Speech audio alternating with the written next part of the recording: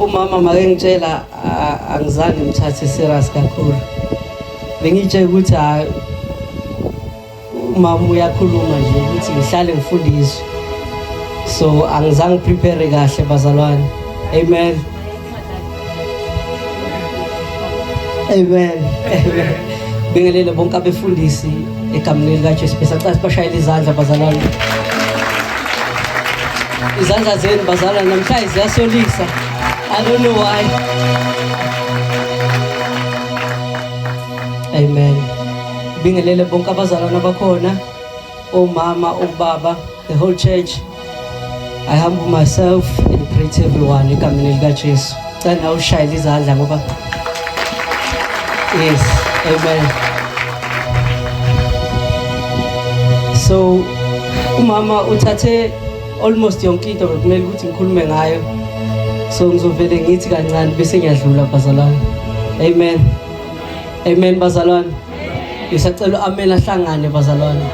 Amen. Yes. Ngisacela wehlise kancane ngizokhuluma nje kakhulu namhlanje. Yes, yabonga. IBhayibheli lithi ku Genesis, and God walked with Enoch and he was no more. Amen bazalwane. Can someone say God walked? Sisho sonke bazalwane. With Enoch until he was no more. So lelo verse nje ngokwalo lisibonisa ukuthi he never walked with cars. Akazange ahambe nabantu. Akazange afune abangani. But lelo verse li highlights ukuthi uEnoch wahamba noNkulunkulu until he was no more.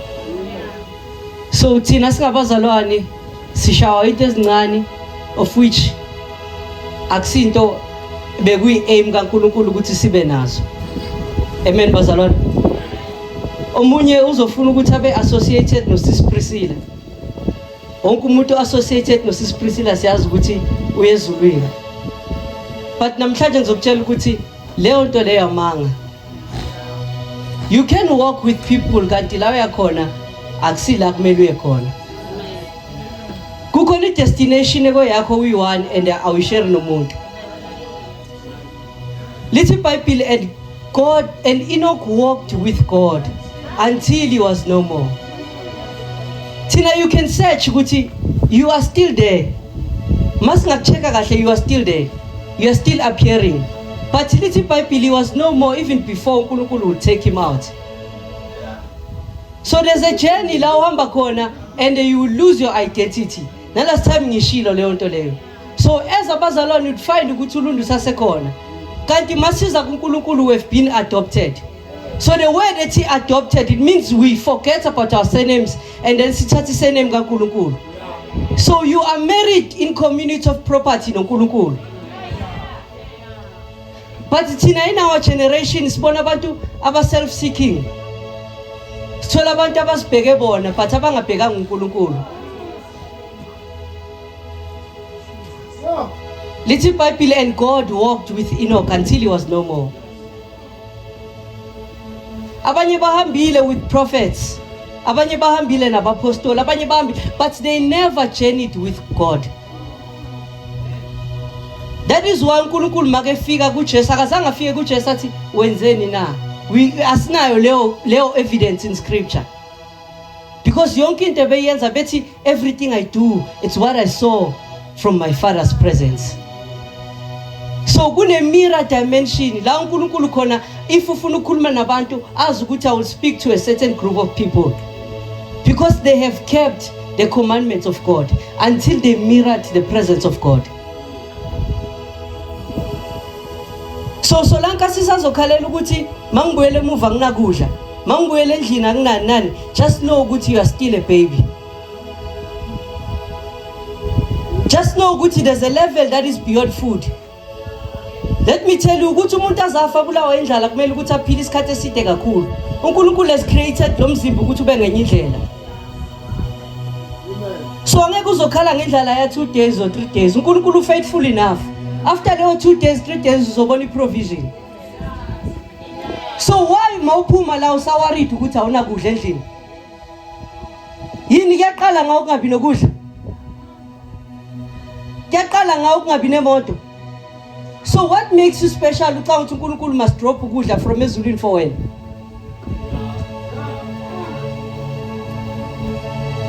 Khona into baba uNkomo esithanda ukuyikhuluma sithi if they can touch my pastor, abatouch umpostoli wami, abatouch umfundisi wami. Nami I was one of those people. But mangihlala phansi ngibheka kahle. Sibese sithi thunder will strike them. Angithi as babhizi bafuna ukusithathela iland. Sihlele emakhaya sithi uNkulunkulu burn them with fire. uNkulunkulu do what? None. Lithi iBhayibheli kwaba khona isikhathi inkosi yathatha uJames ayombulala. Was the king killed? Kwakukhona isikhathi la uPeter wathathwa isejele. Abantu abathatha uPeter bamsejele baboshwa noma babulawa uNkulunkulu. Noma sike sezwa ukuthi kwayehla lightning yabashaya. So why kumele iqale ngawo? So why attack mayifika kuwe kumele be special? I-attack is there as a child of God ukuthi izogrowa. Njalo sithi nanoma izimo zimbi, nanoma izimo zimnandi, kanti kumele sibe njani? The moment we still worry about the things zala emhlabeni, we are still children. Amen. I know ukuthi abantu abaningi abayithandi lento engikhuluma, bafuna izindlu, bafuna imoto. You'll receive cars, you'll receive izindlu na yonke into, imisebenzi na yonke. Then kwenzekani after? After so itholile healing yakho kwenzakalani? After so ithengile imoto yakho, what's next? Ngiyababona abantu abaningi bawo phambi kwamehlo ethu. They would fall because abanama basics. Lithi iBhayibheli kuMatthew chapter 6. uJesu Kristu wathi bathathwa wakhuphukela entabeni nabo, and then he began to teach them. Lithi iBhayibheli kulapho imessage yokuthi uNkulunkulu sifundisa ukuthi sithandaze kanjani yaphuma khona. So meaning ukuthi kulo Matthew 6 uJesu Kristu ebebuild ifoundation kubafundi. You'd find ama scriptures that blessed are those who are poor, blessed are those who hunger and thirst for righteousness. You'd find such things because lapho besa builder a character of a Christian. But thina you'd find us sijampile stage sokubuildeka and then sesifuna izinto zikaNkulunkulu. That is why you must be like a tree which is planted besides the water. So that tree angeke ishiya amanzi because leyo position leyo izofavor isihlahla ukuthi sikhule. So thina we want to live the besides the water and then sihambe siyokukhula kwenye indawo kanti leyo ndawo ayikho conducive for mntana kaNkulunkulu. It's in Bible, and Enoch walked with God until he was no more. Asizwanga iBhayibheli lifakaza ukuthi uEnoch uyawaba nendlu. Asizwanga iBhayibheli lifakaza ukuthi uyawaba nabantwana. Asizwanga lifakaza iBhayibheli ukuthi uyawaba nezimoto ezingaka. But iBhayibheli silithola lifakaza ngento eyi-1 ukuthi he walked with God until he was no more. uJesu Kristu esikhuluma ngaye wenza ama statement anzima kabi. Uthi all those who hunger and thirst for righteousness abeze kimi. Bese liyabuya lithi whosoever onyiwe ofuna amanzi akeze kimi. And then mayifika kimi enzeni azophuza. Na inkinga yethu namhlanje ngizokhuluma ngizokhuluma then hlale phansi quickly. Lithi iBhayibheli onyiwe akeze kuye azoyenzani? Azoyenzani mhlongo? Azophuza. Yazi ukuthi thina senzeni these days in the church. Sithe masibona amanzi asebenzela uJesu sangayi kuyowaphuza but sayowakha ukuthi sopha abanye.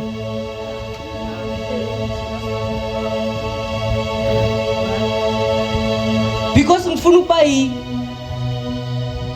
self-made person ozokwazi ukuthi abe controlled by my own actions, not by uNkulunkulu. I would come to him and then ngifike ngikhe and then ngimshiye. But le verse mawulifunda kahle alizange lithi kuphela abonyiwa beze kuphela. You'd find ukuthi bonke abazile yesibazile ngoba bonyiwe and benza into right. But ingabe leyo nto right iphelele na? Ayiphelelanga. Because mawusufikile kimi kuye kuba khona into okumele ukuthi uyenze. And leyo nto okumele ukuthi uyenze yini? Ukuphuza. So abantu bafika kuye bame bangaphuzi.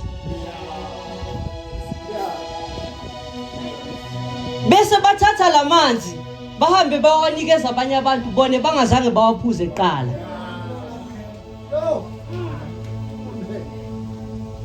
So iBhayibheli malithi and God walked with Enoch till he was no more. You must understand ukuthi umuntu ohamba naye you must have a relationship naye eqala. Uyabona umzali bawune relationship naye close to a point ukuthi wazi ama finances akhe njengomntwana ngeke ufike ukuthi ufuna something wazi ukuthi beyond yena. You will understand ukuthi no umama during this month akana mali, this month unemali because ngine relationship naye. But you'll find abantu abangena relationship beza bazocela nezinto ezingamelanga bazicele ngaleso sikhathi because abana budlelwane noNkulunkulu at all. The moment sihlangana singabazalwane on a Sunday akumelanga sihlangane because of sizokhulisana enkingeni but kumele sihlangane sizokhuthazelana ukuthi uJesu nakuleso simo khona. I know ukuthi la si believe ukuthi uNkulunkulu would raise us up, uNkulunkulu will change us. That's true. But the moment we want real Christians, we will have to enforce our teachings akanje. Because you'd find people but claim good babazalwane that they are not abazalwane, they are not real Christians.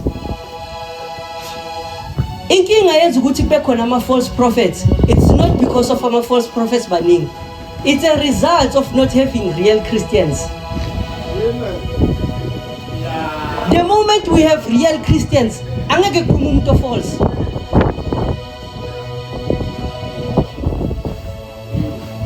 Blessed are those who hunger and thirst for righteousness, for they shall be fulfilled.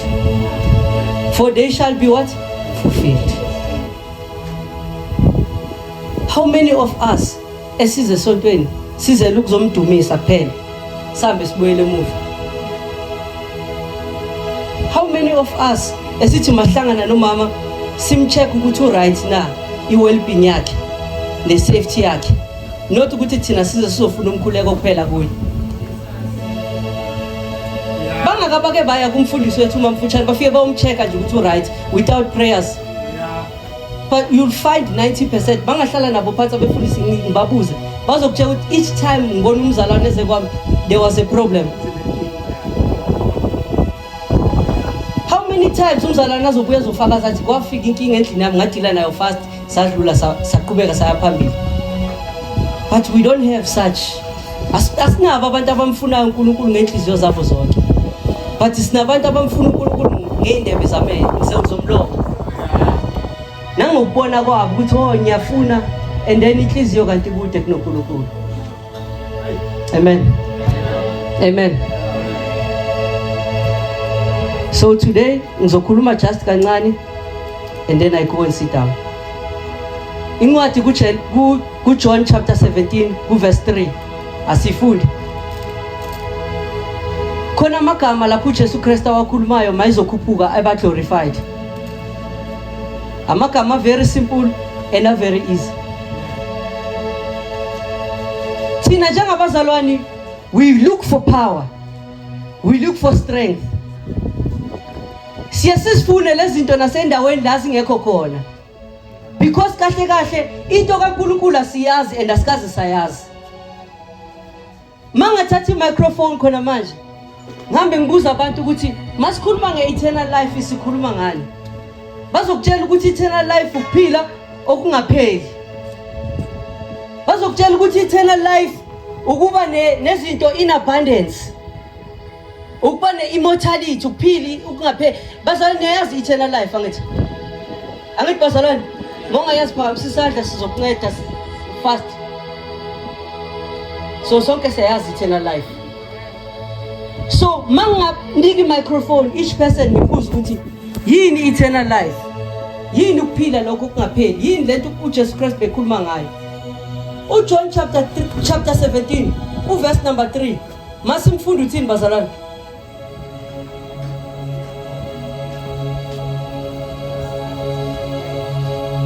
Uthini masimfunda ekhuluma nge-account of eternal life?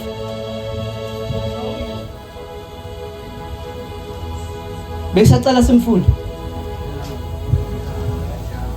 John 17 verse 3. yes And this is the way to have eternal life. yes To know you, yes the only true God, and Jesus Christ, yes. the one you sent to earth. So uthini yini eternal life? So ngikuzile ngathi yini eternal life? Wathola ukuthi abantu abafika kuphela bayazi. Eternal life, it is to know God. So how many people bamazi uNkulunkulu khona manje? Masingabuza sidlulise nje mic ihambe in between us. How many people know God? It's only a few. I love it mama abantu mabethi mama sihleli phansi thina ama young lions sijuthana sesihleli phansi sithi hey umzwile benamandla kanjani bevutha sikhuluma ukuthi umuntu ebememeza but makephuma la kanayo akanasi structure makufika ivunguvungu lithi iBhayibheli lezwi liba tested ukuthi sibone ukuthi limephe kwani. So uyabona ukuthi ireason enza ukuthi ungakaphuma eBhetheli yini le. You would find ukuthi abantu abangeke baphume banyakaziswa abantu abane root. Abantu abane root engenelele deep. Akusabantu abafike ngoba nga receive imoto, ngoba ngifuna umshado nani. Abantu abakhathalelayo umsebenzi kaNkulunkulu. The person umama khuluma ngayo unikelile akaziwa bazalwane. I believe ukuthi umama uPastola kamazi. Akunamuntu omaziyo, akakekho ungamkhomba athi nangu umuntu wanikela nge5,000 nangu. Akaziwa. Oh, uLunda kanikele nge1.5. Oh. Nizozwa ngami mina nobusuku mina nginikela kangaka. Mina ngithi practical example in our generation, right in the angazi maybe ngaba uwe maybe I don't know.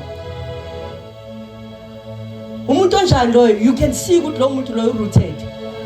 Akusumuntu ofika makufika isivunguvungu uyathatheka. Akusumuntu ukuthi makufika umuntu oshumayela kangcono kunalo oshumayele manje uthathwe ile yanto izwi kaNkulunkulu li1. Athu Paul ukuze sonke sifinyelele ebunyeni bokholo. Amen. So uJohn 17 uyasibonisa ukuthi makukhulunywa ngeeternal life akukhulunywa ngomuntu ozofika la amephambili akhulume the way abone ngakhona uNkulunkulu the way enza but kukhulunywa ngomuntu one relationship noNkulunkulu. And umuntu one relationship noNkulunkulu akusumuntu okhuluma kakhulu se. Angakuyeka ukukhuluma uzuqede yena ane full detail athulile ehleli phansi. Lithi iBhayibheli when a prophet prophesies let 2 or 3 hlale phansi judge prophecy. So abobani laba bahlala phansi ba judge prophecy yalo okhulumayo. Lo okhulumayo it means akakabi nobudlelwano obufana nalabo abahleli phansi.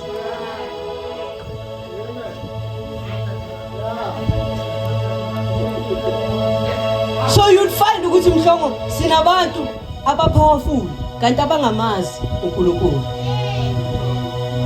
You'd find ukuthi sinabantu abayesontweni bakhuthele kanti abamazi uNkulunkulu.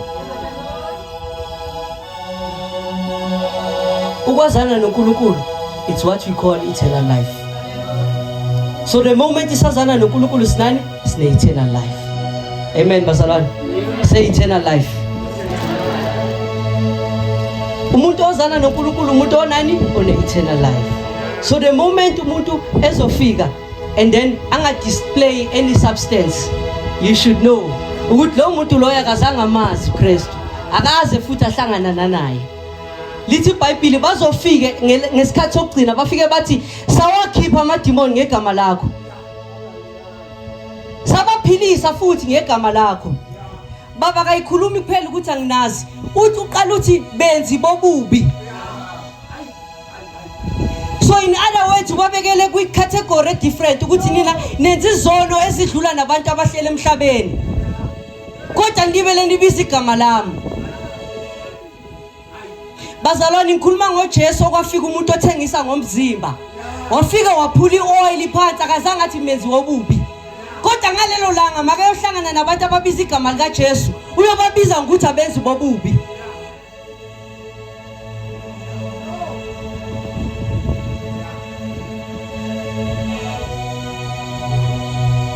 Amen.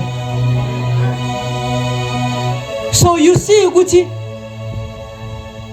ukwazana noNkulunkulu ngifuna ukuexplain namhlanje and then ngihambe ngiyohlala phansi. I want to teach and then speak and then ngihambe ngihlale phansi. Ngifuna seku Philippians chapter 3 verse 10. Philippians chapter number 3 verse 10. Yes. That I may know him, Yes. and the power of his resurrection, Yes. and the fellowship of his suffering. So manje uthi uPaul la uthi kuyo yonke into engiyaziyo. Bazalwane kukhuluma uPaul la. Kukhuluma uPaul owafa wavuka bazalwane. If awazi ngizokutshela namhlanje ukuthi uPaul wake wafa waphinde wavuka. Paul lo sikhuluma ngaye. Bamstona bamthatha bamlahlela outside the city but wavuka. Evuswa aba disciples mawafika enzi second kuye and then wavuka uqhubeka ushumayela to the same time. This is the Paul esikhuluma ngaye. Uthi uPaul beke nemali, uPaul benganamali, uPaul udlule ku wonke ama stages akhona. But uthi ngapheka kwakho konke engikwaziyo. Ngicela sifunde futhi sisiphisile. Uthi uza kwi conclusion ukuthi kuyo yonke into engiyaziyo yonke into enginayo. Nayi into engifuna ukuthi niyazi. Uthini? That I may know him. That I may know him. Uthi ngaphandle kwakho konke. Basala ngikhuluma ngoPaul okwathi ngelinye ilanga beyotheza ehlangane nabantu. Kwaphuma inyoka yamluma wangafi.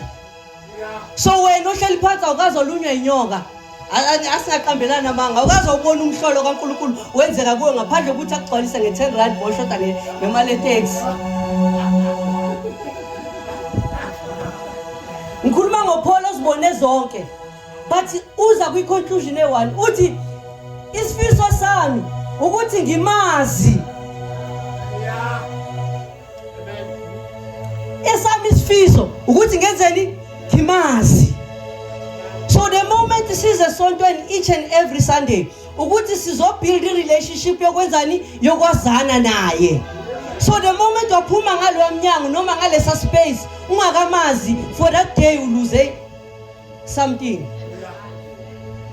Ngiyabonga ngoba uluze ini eternal life. So you'd find ukuthi sinabantu abaperishayo abangenayo eternity from within them. So whenever they speak they don't carry any substance because lamanzi abazange bawaphuze. Kodwa lithe iBhayibheli onyiwa keze kimi mayifika kimi uyophuza mayiceda ukuphuza ngaphakathi kwakhe kuyoba khona amanzi agobhozayo ukuthi wonke umuntu ofuna impilo akasayi kude but uzobhekana naye. Bazalwane kunento engaphezulu kwemali. Bazalwane kunento engaphezulu kwemoto. Bazalwane kunento engaphezulu kwendlu ye-double story ye-triple story. Leyo nto le ibizwa ngokwazana noJesu Kristu. Bazalwane umuntu owazana noKristu upheko umuntu ongamazi uKristu upheko mtsipe. Upheko bonke abantu abangenayo uKristu une guarantee, une assurance ngoba amanzi okuphila angaphakathi kuwe. So uyamemezela uJesu uthi wonke umuntu onyiwe uhleli ngiyambona ememezela uJesu ngiyamthanda akafani nathi ngoba yena mayimemezela enze announcement akababizi bonke ukuthi ozani nama investor abeze bonke abanemali abeze bonke ukuthi ibandla lizokhula mama sibadinga abantu abanemali ukuthi ibandla likhule kodwa sidinga bonke abazile bazophuza kuye mabeqeda ukuphuza kuye bazoyenza ngeunderstanding into abayenzayo. Angeke bafike labanikele then mabebukela emakhaya bayo complain. Ukusho ukuthi labo bantu labo bafike bazokhangeza bangezange ukuzophuza.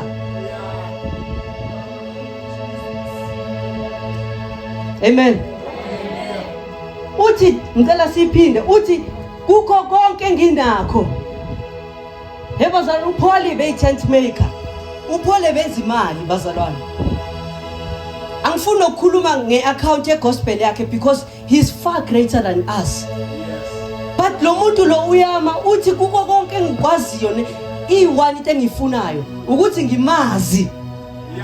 Sis Priscilla ngicela si define le ndaba okumazi uNkulunkulu ukuthi kahle kuyini ukumazi uNkulunkulu, because singayimemezela lento ukuthi hamba uyomazi uNkulunkulu for yourself but singakuchazelanga ukuthi umazi kanjani lo uNkulunkulu. Ungaphuma la ukuthi imari ngizwile bathi simazi lo uNkulunkulu ngimazi kanjani, ngicela sifunde. That I may know him and the power of his resurrection and the fellowship of his sufferings. Yes. Being conformed to his death. Yes. So uthi asifunde word by word. And that I may know him. That I may know him. Angithi iyo lesicela kuexplain ukuthi ngifuna ukwenzani ukumazi, and then athini, and the power of his resurrection. And the power of what? Of his resurrection. Okusho ukuthi kukhona izinto masiqeda ukumazi esizo resurrecta nasempilweni zethu. But kuyo yonke into esizoyithola nezo resurrect empilweni yethu. Lithi iBhayibheli, in all things get understanding. Yeah. In all things get understanding. So you must understand ukuthi le resurrection ize kanjani. Because uNkulunkulu is building a man in you. Ukuthi nanoma kufika ivunguvungu zithatha noma yini, but lo muntu lo ambuildile asala njalo. Bazalwane ngizonibonisa example. Kukhona one of these influencers, ngiyaxolisa yazi ukushumayela usasemncane uvela ureference izinto zabantu abancane, but it's fine bazalwane nizo understand. Khona enye intombazane bazalwane ku TikTok, ngicela ungehlise bayizwe kahle abazalwane. Yes, kunentombazane ku TikTok bayibiza ngoSima. I don't know ukuthi bangaka abantu abamaziyo. uSima waba tied kwi scandal sase Russia na yonke into. Bazalwane bena 3.5 million followers ku TikTok. Bayibheni account yakhe yavaleka. Baza ngikhuluma nga 3.5 million yabantu bebefollow. Waluza everything nama sponsor everything, and wazi ukuthi mawuna 3.5 million followers uphila ngayo leyo nto leyo. I-livelihood yakho, i-livelihood yakho leyo. So walahlekelwa yonke into. And then bazalwane wavula enye account. In less than 3 months wabe sekhave almost 2 million followers. Mina ngine account more than 12 months ku TikTok. Ayifiki na ku 3000. Lo muntu onjani lo qeda kuvula account in 3 months sekana almost 2 million people. Okusho ukuthi ivunguvungu masifika zimthole umuntu obuild. Yeboza umuntu obuild noma ungamthathelani noma ungambeka ehlane lo muntu lo uzoba nemali. Ngoba uNkulunkulu has produced a person of quality. So nanoma mina ngithi kuwe lento le asidingayo asidinga abantu abaningi, asidingi imali eningi, sidinga only quality people. Sidinga abantu abamaziyo uKristu siqedile. Lithi iBhayibheli waba umprofeti wabuza uNkulunkulu ukuthi baba ngifuna abantu bambi bayolwa nami empini. Wababiza wabagcwalisa baba baningi, wathi uNkulunkulu angeke ngisebenze nale namba ngoba iningi kakhulu le namba. Wathi ngifuna isign ukuthi abaphe ngizobakhetha abazofike baphuze njengezinja, thatha bone labo uhambe nabo empini. Because abantu abazofika baphuze njengezinja mama kusabantu abane pride. Akusabantu abazothi mina nyamazi umama ngazi ubani babalilini ejela emhlabeni. Kodwa abantu abazofika bathi mina nyamazi ngoba uNkulunkulu umbizile ngalendlela nale. So you'd find a lot of variation endlini kaNkulunkulu ngoba kukhona abaphuzile kukhona nabangaphuzanga. So kuzomunye umuntu athi why nile division kangaka, why not? It's because of ukhona abafinyelelile bakhona bangakafinyeleli. It's simple as ABC. Asingazixaki sithi kunamadimoni enzeni nani, khona abaphuzile ukhona. And lithi iBhayibheli abaphuzile abasize abangakaphuzi. That's our mission now. Ukuthi sizoba patient enough nalomuntu ongaphuzanga ukuthi uzogcina enzeni ephuzile. Because singabazalwana angeke sikulahlele phandla ukumqomo okulahla umuntu. So rather let us be patient with one another and build. Lithi iBhayibheli manihlangana greet each other with psalms and hymns. Nibulisana kanjani with psalms and hymns unless uNkulunkulu uyamazi or awumazi? So find ukuthi abantu abamazi uNkulunkulu babulisana nezinkinga zabo nama problems. Kodwa bonke abamazi uNkulunkulu bathi mabehlangana bethi ngisindile mina ngiqeda kufa. Kodwa uNkulunkulu ngibonisa isandla sakhe. Omunye abuye athi ngibonile ngikhipha kuphi. But abantu bangamazi uNkulunkulu bonke bazothi sengilahlekelwe imoto ngenzani sengenze ubala inkinga kuphela no solution but umuntu onombuso kaNkulunkulu phakathi kwakhe